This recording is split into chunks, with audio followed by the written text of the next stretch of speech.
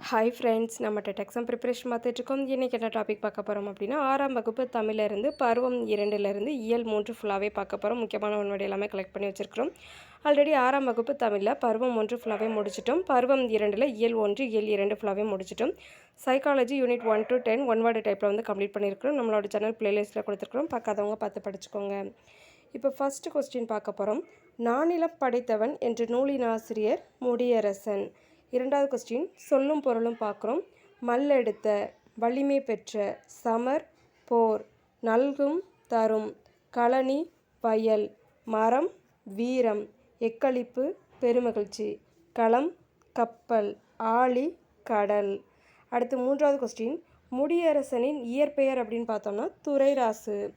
அடுத்து நான்காவது கொஸ்டின் முடியரசனோட நூல்கள் அப்படின்னு பார்த்தோம்னா பூங்கொடி, வீரகாவியம், காவியப்பாவை. அடுத்த ஐந்தாவது கொஸ்டின் முடியரசன் டேஸ் என்று பாராட்ட பெற்றவர். திராவிட நாட்டின் வானம்பாடி. இது முக்கியமான ஒன் வேர்டு நோட் பண்ணிக்கோங்க.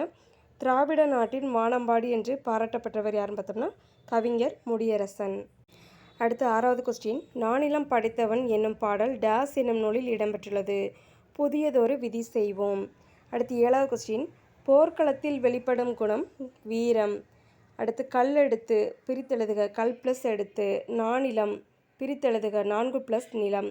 அடுத்து 10வது கொஸ்டின் நாடு ப்ளஸ் என்ற சேர்த்தெழுதுக, நாடென்ற. 11வது கொஸ்டின் களம் ப்ளஸ் ஏரி சேர்த்தெழுதுக, களமேரி. அடுத்து 12வது கொஸ்டின் பார்க்குறோம். சொல்லும் பொருளும் கதிர்ச்சுடர் அப்படிங்கிறத பார்த்தோம்னா கதிரவனோட ஒளி, மின்னல் வரி, மின்னல் கோடுகள், அரிச்சுவடி, அகர வரிசை எழுத்துக்கள். அடுத்து 13வது கொஸ்டின் கடலோடு விளையாடு என்னும் பாடல் சு சக்திவேல் தொகுத்த டேஸ் என்னும் நூலில் இடம்பெற்றுள்ளது.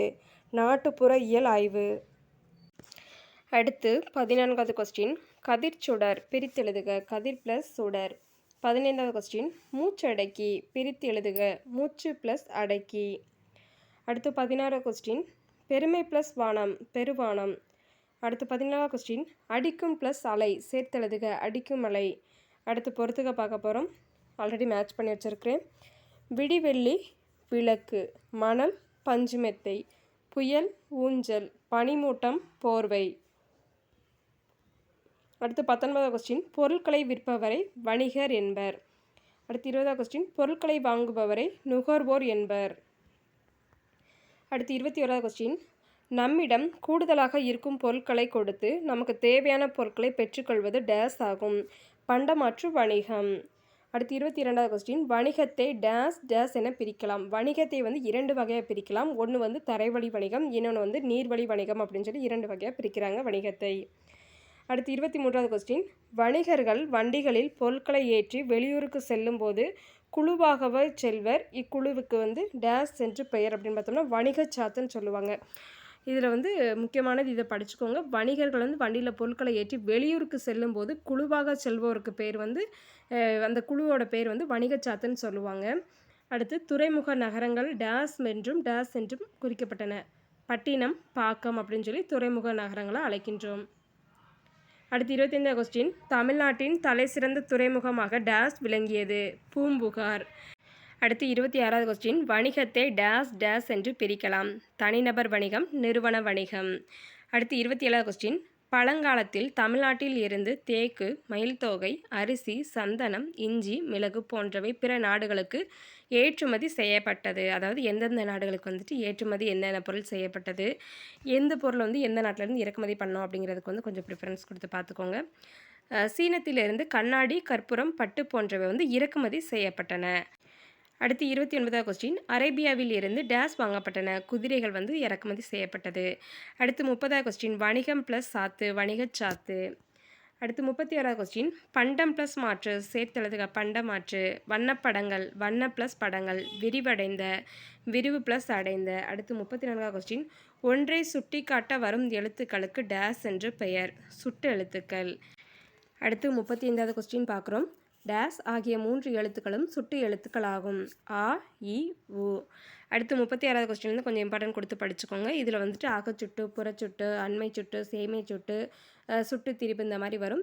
எந்தெந்த இதுக்கு எது வந்து நமக்கு வந்து இம்பார்ட்டன்ட் அந்த கீவேர்டு இருக்கும் இல்லையா, அதை வந்து கொஞ்சம் மைண்டில் செட் பண்ணி படிச்சுக்கோங்க.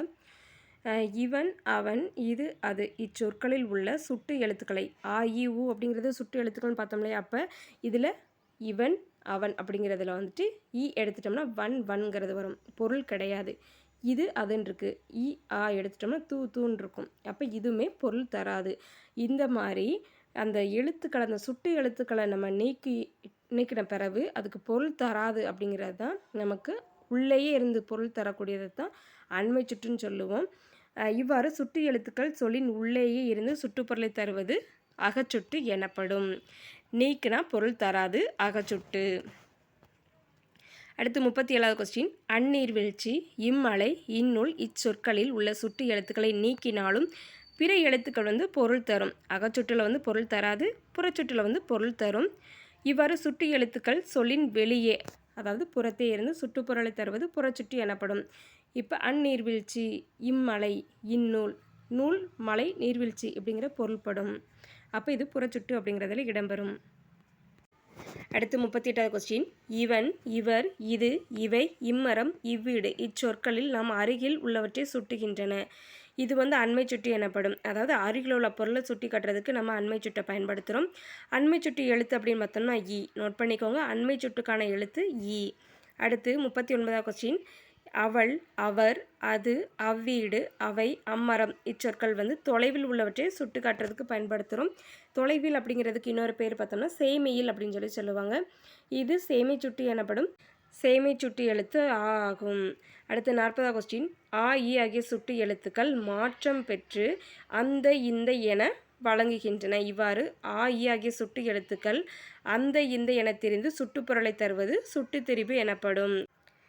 இப்போ பருவம் 2 இயல் 3ல் உள்ள முக்கியமான ஒன்வேர்டு எல்லாமே பார்த்துட்டோம். எதுவும் டவுட் இருந்துச்சுன்னா கமெண்ட் பாக்ஸில் கமெண்ட் பண்ணுங்கள். நம்மளோட வீடியோ உங்களுக்கு யூஸ்ஃபுல்லாக இருந்துச்சுன்னா ஒரு லைக் கொடுத்துருங்க. நீங்கள் கொடுக்குற ஒவ்வொரு லைக்குமே எனக்கு அடுத்த வீடியோ ரெஃபர் பண்ணுறதுக்கு ரொம்பவே மோட்டிவேட்டாக இருக்கும்.